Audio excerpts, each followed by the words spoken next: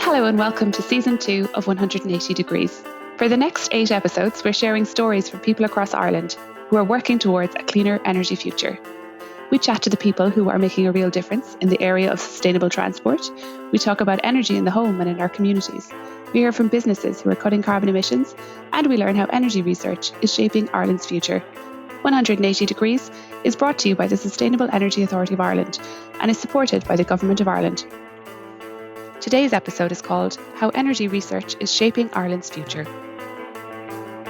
Hello, I'm your host, Louise, and joining me today is Dr Lucy Corcoran from the Research and Innovation Department at SEAI and Paul Blount, Portfolio Director at Coillte. In this episode, we will be chatting about how energy research is informing Ireland's climate action plan. Paul has a wealth of experience in the field of wind energy and is the Irish Wind Energy Association's Person of the Year for 2020. He led the model development and analytics aspects of an innovative research project supported by SEAI. The project focused on investigating and modelling a range of curtailment mitigation options for high levels of renewable electricity on the Irish electricity system in 2030 and 2040. And for anyone who has no idea about what curtailment mitigation is, don't switch off just yet. We will reveal all very soon. Dr Lucy Corcoran leads a range of energy research and innovation activities at SEAI. Welcome, Lucy and Paul. Thanks for joining me here today. And welcome to all our listeners. Thanks, Louise. Good to be here. Lucy, let's kick things off with you. Tell me why energy research in Ireland is so important and how SEAI is supporting this sector. Well, energy research has a really crucial role to play in transforming and decarbonising Ireland's energy. So in particular, to support our longer term energy and climate targets. We know we need to decarbonise our energy sector and we need to use less energy and become more energy efficient and move towards cleaner energy sources for electricity, heat and transport. But we don't have all the answers yet. So that's why we really need energy research and for the energy research community to investigate and to discover and develop new solutions to help accelerate our clean energy transition. At SEAI, we support energy research in a number of different ways. We provide energy research funding through the National Energy Research Development and Demonstration Funding Programme. This runs as an annual competitive call to support innovative projects like Paul's project, which we'll hear about later.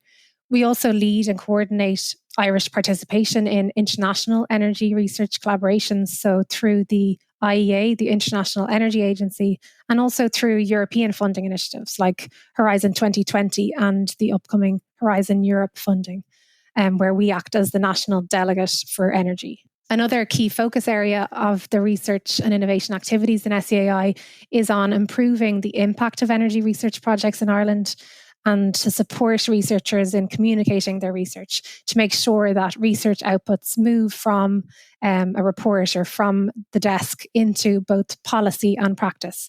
So we've developed an online database, which is a central hub of all publicly funded energy research projects. We also host an annual national conference series where we bring the Irish energy research and the policy communities together to get a discussion going on how we can approach our energy challenges. Perfect. Lucy, can you just bring it to life for us and give us some examples of the types of research projects that SEAI has funded in the past? Yeah, so we've completely revitalised our supports for energy research in the past 3 years, and we've supported since 2018 over 100 different projects, and these are across a whole range of different sectors, different renewable energy technologies, across building energy, across different disciplines as well. So not just engineering and technical solutions, but also research in other disciplines like social sciences, behavioural economics and finance. And some examples, so we support projects like investigations into the potential for floating offshore wind in Ireland, and projects looking at applying advanced analytics techniques and big data for improving forecasting models for renewable energy, as well as community-focused projects, which is really important to make sure that people and communities are at the centre of all these solutions. Can you give us an example of some of the types of community projects, Lucy? Yeah, there's a few ongoing research projects looking at social engagement in community energy. So there's one project that's investigating different support tools for community renewable energy, and that involves the development of an online tool to help to empower community groups to self-organise and to plan and to finance their own renewable energy projects. And I suppose in terms of other projects over the past few years, we've also developed a number of strategic co-funding partnerships with other government departments and agencies, and also with key energy industry stakeholders. And this has, first of all, it's allowed us to leverage additional funding and support for Irish energy research, but it also allows us to expand and support projects in different cross-sectoral areas. So, for example, in the transport energy area, we're supporting a number of projects with the Department of Transport. And in terms of geothermal energy, we've partnered with Geological Survey Ireland to the GSI to co-fund projects relating to geothermal energy.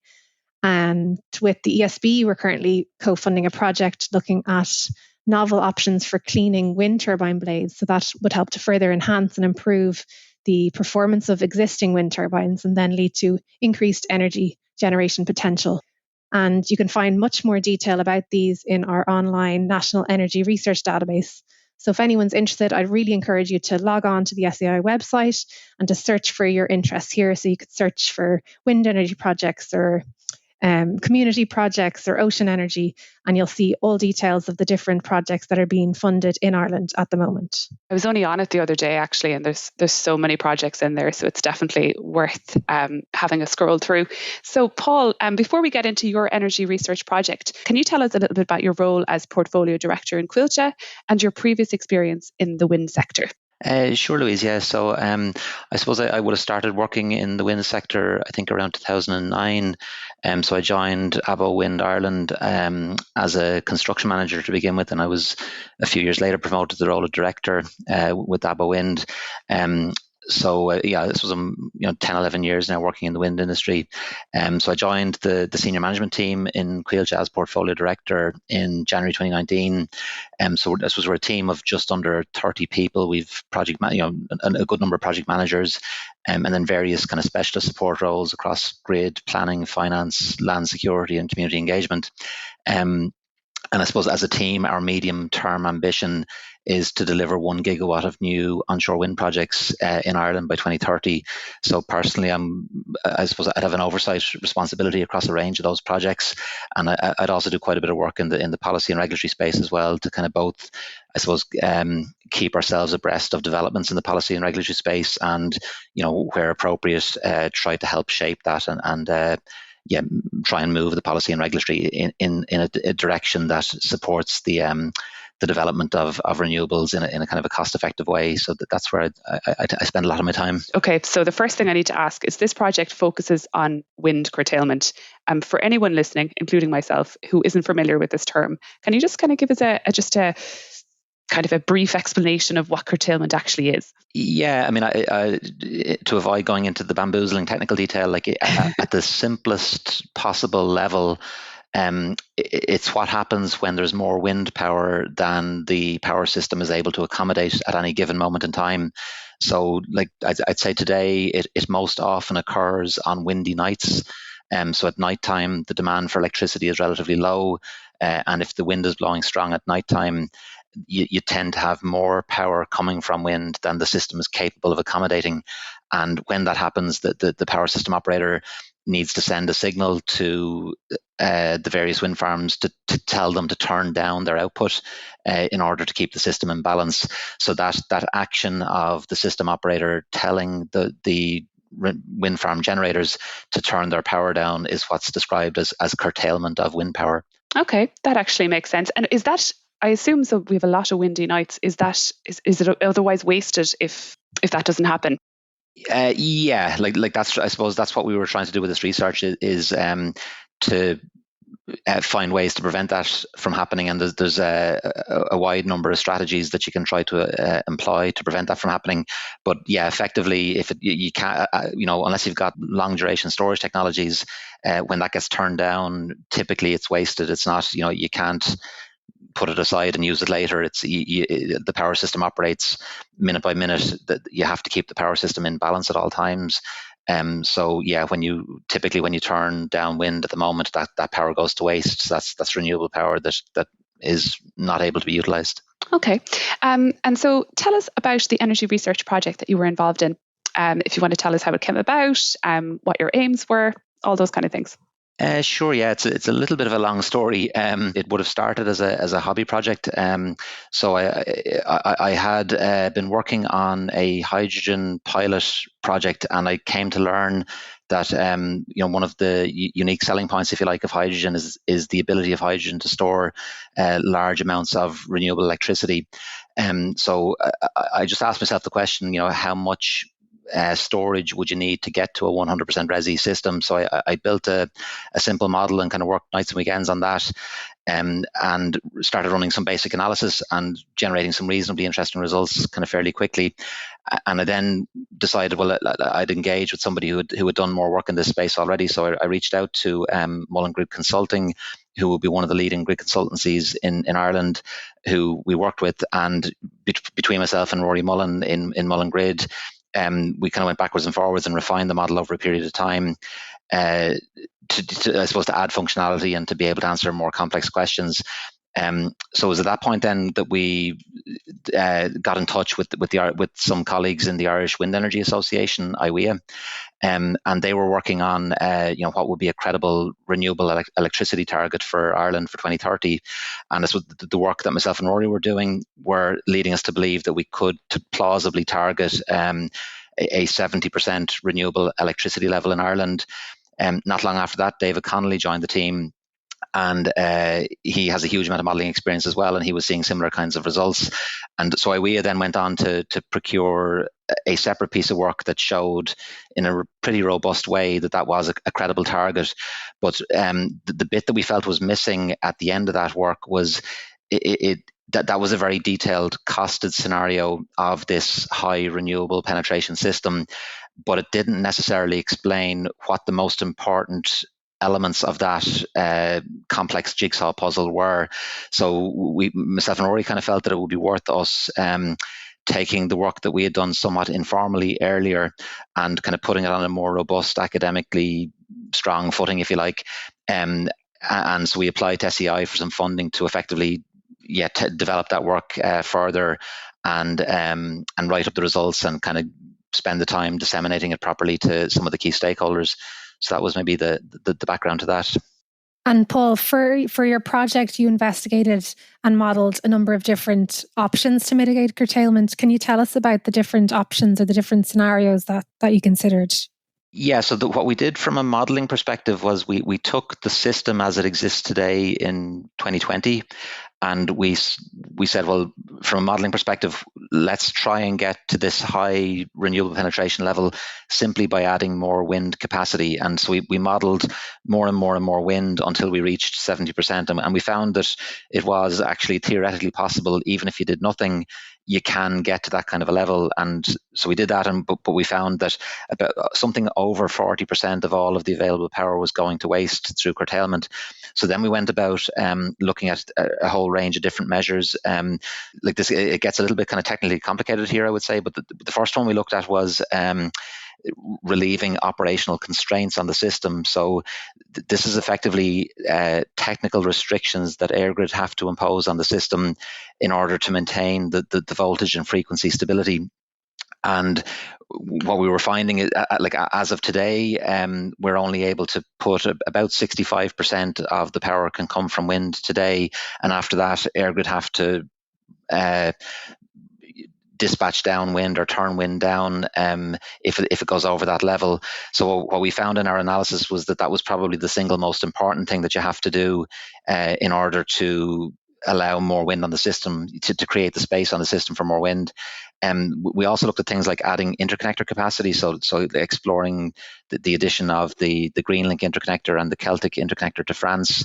We looked at things like blending some solar with wind. So what you see with solar and wind is there can be a negative correlation in terms of when the two technologies are generating power. And so they're relatively complementary. And we found that was a beneficial thing to do in terms of curtailment.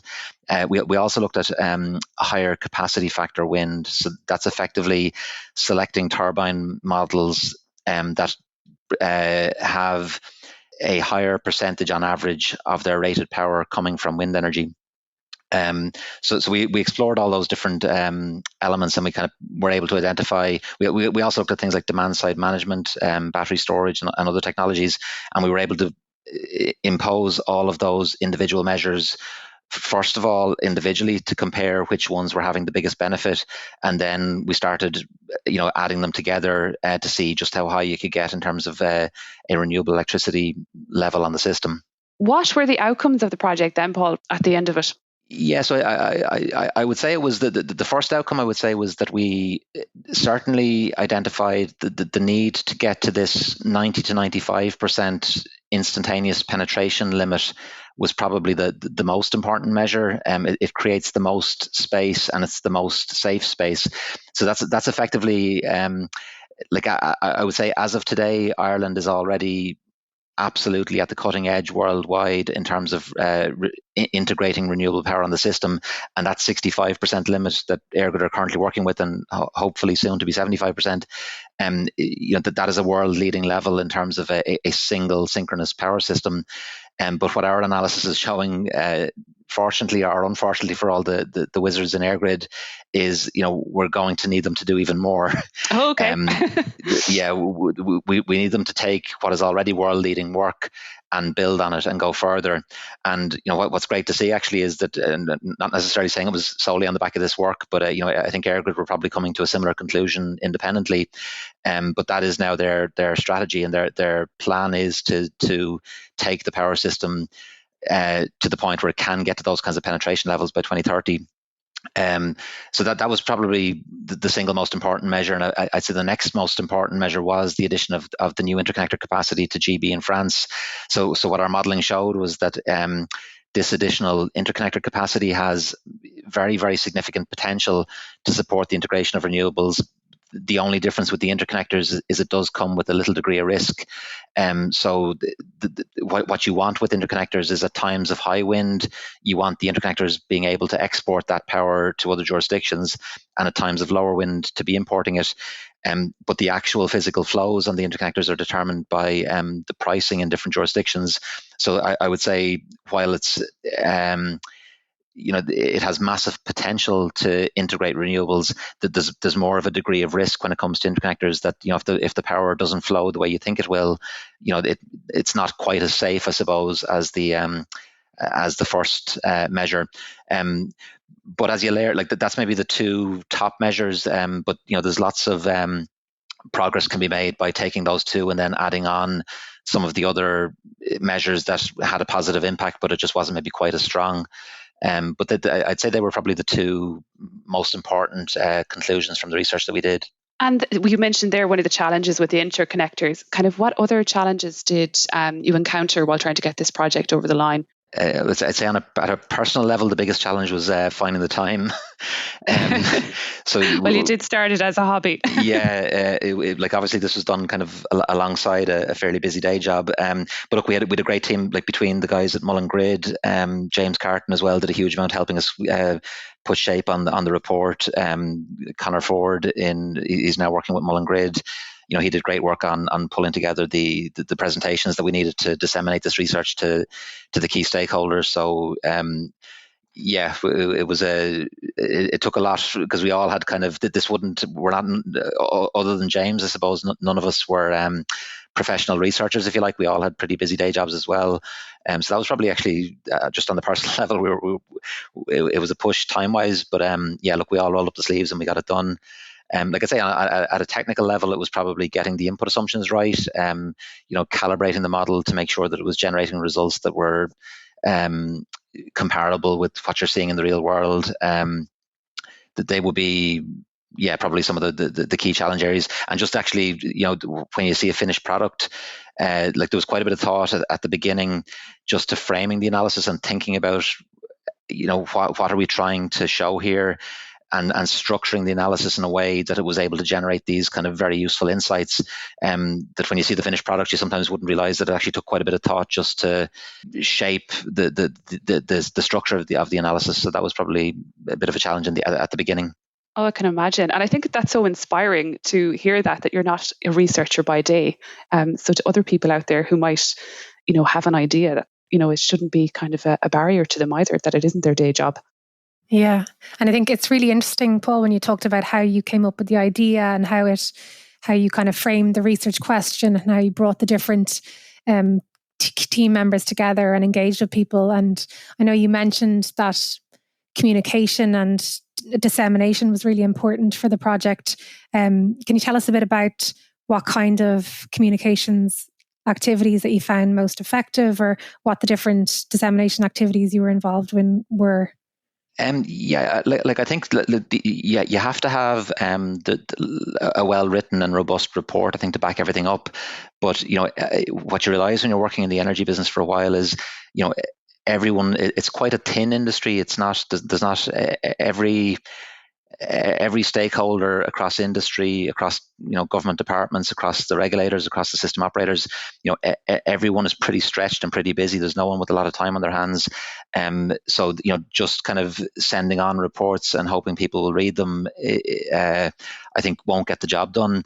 So for me, the most important dissemination activity was really reaching out to the key stakeholders individually, going and meeting them, having a very, very clear slide deck pulled together that you can actually explain to them the results and explain the insights. Rather than somebody trying to sit down for a few hours and read a report, it's amazing how much you can do if you've got 20 minutes to just present the results and it's pulled together in a clear way. So, I'd say that was probably, in terms of getting the message across to the people who it was important, understood the message. Those individual meetings with those key stakeholders, I think, were probably the most important part of that dissemination exercise, I would say. And I think, maybe to come back to the point you're making earlier in terms of the team, the other thing, again, when you're working in this industry for a while, it can seem quite simple, but it's actually an incredibly complex industry, and there's so many different specialities and different elements to it, and nobody would be capable of doing this kind of work on their own. So it's really important actually that you bring the right mix of people into any kind of research project, so that you've got, let's say, all the bases covered in terms of the relevant expertise. And it was really a pleasure on this project to work with the likes of Rory and his team in Mullen Grid, and James Carton as well in DCU. Having that kind of team of people working with you on a project like this is key. Yeah, and you mentioned a couple of times, Paul, that the renewable electricity target, the 70% renewables by 2030, and this research really, I suppose, informed and supported that target that was included in the Climate Action Plan. Could you talk to us a bit about how that came about, or how the research, your particular research work, has supported government policy? Yeah, I would say in the first instance, it was one of the inputs that would have helped form IWEA's view that was kind of the right target to aim for. So, between myself and Rory and David Connolly and IWEA and a few other kind of key people in the Irish Wind Energy Association, it would have been one of the inputs into that, and that was kind of a key step. So once the Wind Energy Association, let's say, bought into the idea that this was actually a stretch target, but a credible target to aim for, that actually, let's say, brought a lot more people and resources to bear on pushing for this target. And so that I suppose this would have been maybe one of the elements of work that was there at the genesis of that ultimately culminated in the report that the Wind Energy Association commissioned. It would have been the Baringa 70 by 30 report. And that was, I'd say, a key report in terms of getting the target put in place. But the other bit where I think the work that myself and Rory and James did, where I think that's important, is it showed why things like the DS3 Plus program are so important. So it's not that our research is solving the really complex technical issues of operating a power system at these very, very high penetration levels. That's for the wizards at EirGrid and supported by ESB and NIE and others.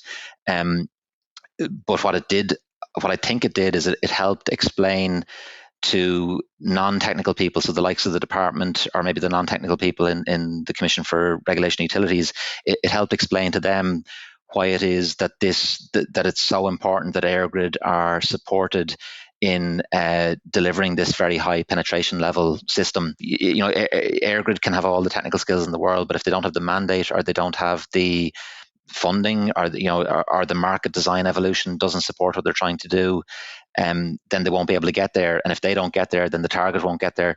So I'd say, yeah, we were probably there at the genesis of the target as one of the inputs. And once the target was established, we're kind of helping to show what the most important things that you need to do are if you're going to actually hit that number. And speaking of those targets, the 70-30, I just want to open this up to the two of you. So how do you think research is supporting policy decisions and helping Ireland to meet those climate action targets?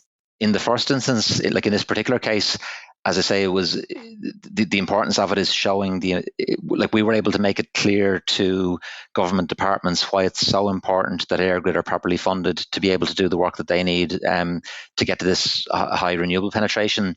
So that's maybe, if they aren't supported in doing that, then the targets, you'll never get to 70% in any kind of a commercially feasible way.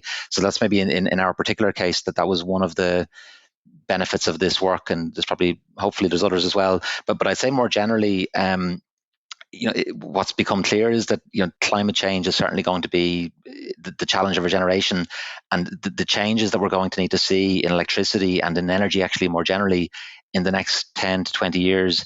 It's going to be at a scale that's really nothing like we've seen since the Industrial Revolution. Like we're talking about absolutely fundamentally changing how we power our economies.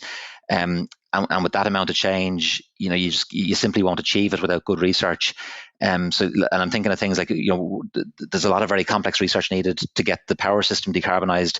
But actually in Ireland, we're pretty good at that, and we're well placed to take the next steps on that. Things like heat and transport are going to be maybe trickier. And, I think there's a huge role for further research in that area to kind of get to decarbonise energy more generally. Yeah, it's really important for research to feed into policy, and for policy as well to feed back to the researchers. So one area that we focus on is our annual conference, where we bring the research and policy community together. And this is really to make sure that government policy is informed by the best and most scientific research possible, and also that researchers are aware of the policy perspective and what the big challenges are from a policy side, so that they know where to focus on in research. But as Paul said, really it's a fundamental change to our whole energy system across heat, transport and electricity, and we need as much research and innovation to help us to accelerate and come up with solutions to meet that transition. So research really is fundamental there to support policy. Paul, what are the next steps for your project or for your maybe future research ambitions? Do you have anything coming up in the pipeline? I've nothing at the moment in terms of say formal research funding. Like obviously, let's say at a commercial level, we're always looking to research kind of new opportunities and maybe taking some of the insights from some of this work and seeing, starting to think about where the technological opportunities for us as a business, when you look at where the system needs to change and what needs to happen, that presents opportunities for new technologies. So I'd say at a commercial level, we're certainly starting to think about that a little bit. But at the moment, I don't have any immediate plans to do more research in this space. But I'm continuing to work with the Wind Energy Association on new bodies of work, and we are starting to think about things like, what would a zero carbon system in 2050 look like? Starting to look at things like that right now with the Wind Energy Association. But yeah, that's about. You should have loads of time in lockdown, Paul, to start another hobby project. I think if I've used up all my hobby projects, my wife is she's an extremely patient woman, thankfully, but it has its limits. I just want to put a final question to you both. What do you think the future of energy research in Ireland looks like? From my side, I would say it's the collaboration between industry and academia, I think, is a key part of it. So the academic world, I think, brings an enormous body of knowledge, a lot of technical skills, modeling capabilities. And on the industry side, we have the experience of knowing what it takes to actually deliver the technologies onto the energy system, not just the power system. So from my side, I think something you would like to see is lots more of this kind of collaborative research between the academic consultancy / industry. I think that hopefully will be a big part of research in Ireland in the future in the energy system. Yeah, and to add to that, I think there's a huge opportunity for the Irish research community, for businesses and companies and public sector to come together and, as Paul said, collaborate on these solutions. And as well as that, there's obviously an opportunity for new enterprise development and employment. So there'll be lots of benefits for the Irish economy as well of this increase in collaboration and research and innovation.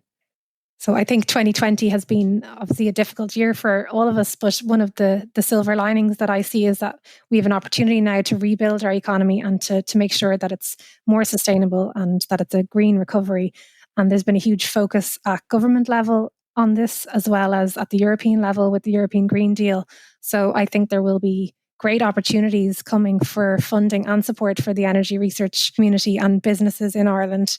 And from SEAI's perspective, I'd encourage everyone to keep an eye out for our next research call, which is due to open early 2021.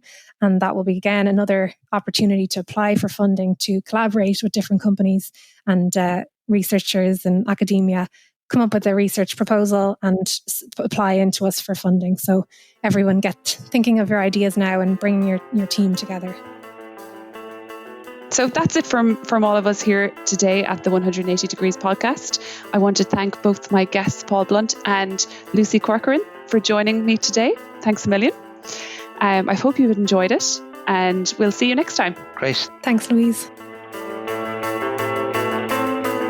Thanks for listening today. If you enjoyed this episode, then please like, share and subscribe to our podcast wherever you're listening now. You'll find previous episodes on our website, seai.ie/podcast, along with information about our grants and supports. See you next week.